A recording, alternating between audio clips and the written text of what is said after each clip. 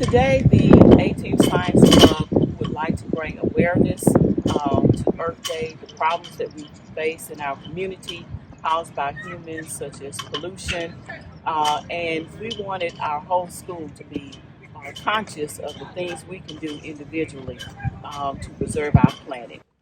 So we have some students that will be going around the perimeter of our school, picking up trash as well as cleaning signs. It's fun.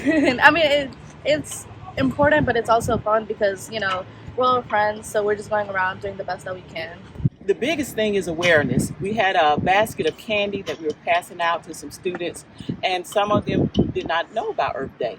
So one of the biggest things we want to do is to bring consciousness to our students, to our faculty, and to our community that Earth Day is a special day, and we all need to work together to preserve our planet.